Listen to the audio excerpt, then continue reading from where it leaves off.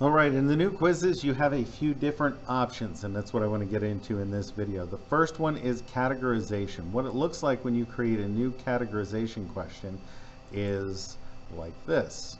You have put in your question title, you have a question stem, then you define what your first category is, and then what answers fall into it, and then what your second category is, and which answers fall into it, and then you have a space for distractors. And if you have additional categories, you can add those like so.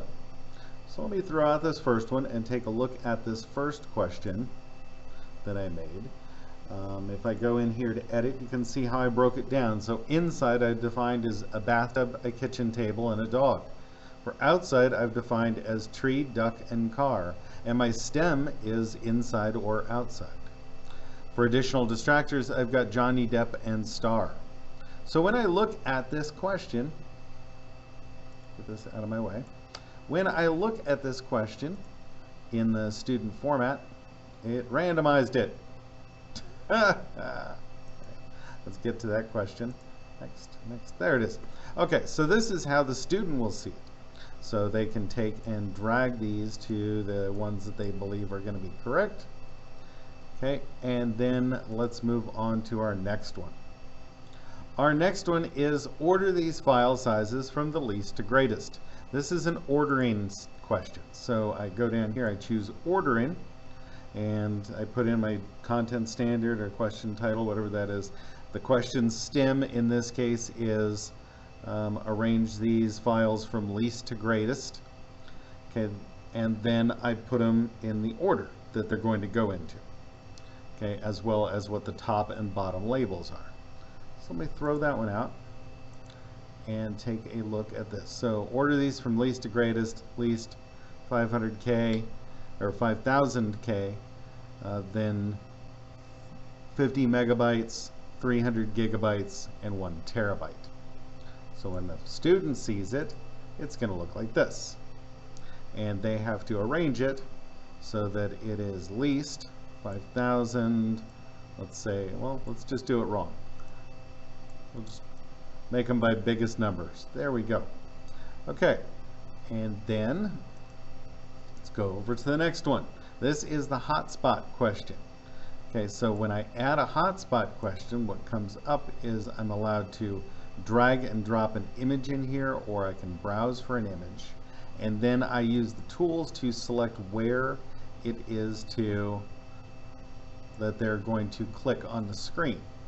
So if I go here to question 1 here, I move the mouse around and I decide where in the image I need to click. So if I click on the red car, okay, I pick where it's going to go, and as long as it lands in the hotspot, I should get it correct. All right, and then the last one are the stimulus. Now in tests where you want to have multiple questions that revolve around a single topic, okay, that's where you would create a stimulus. So when you choose this, you choose stimulus, and then you would define what the title is, what the instructions are, and you would include the content, either the video they would watch or the reading they would do or anything along those lines, or the image they're going to look at. So in this case, I did a screenshot of a poem. So then they have to respond in an essay format. They've got 2 questions that they're responding to about this poem. So when the students see this one, it's going to look like this. So first question is going to pop up, identify and explain an example of personification. And the next one is, how is imagery used in this poem? Why do you think it was used this way? Then I choose submit. Lets me know I haven't answered those questions. I will submit anyway. Success! Results are not displayed per instructor settings. Okay, so in the settings in here, I went through and set it up so that I didn't give any additional information. So I could do show items and questions, show student response, show correct or incorrect response. So then that would give me feedback. All right, so after I went through, I went and did it again with the options in there. It tells me right at the top, I've got 2 questions required grading. Tells me how long it took on the attempt, 27 seconds. So I get this one correct because I clicked on the red car. This one I didn't answer. This one I got kitchen table correct, but I missed everything else. This one I only got those 2 correct, and there we go. So those 2 need to tell me how many points I get, or I didn't define a point value, one or the other. Let's go back to build. Oh no, I've got to go to return, and did I not make it worth any points?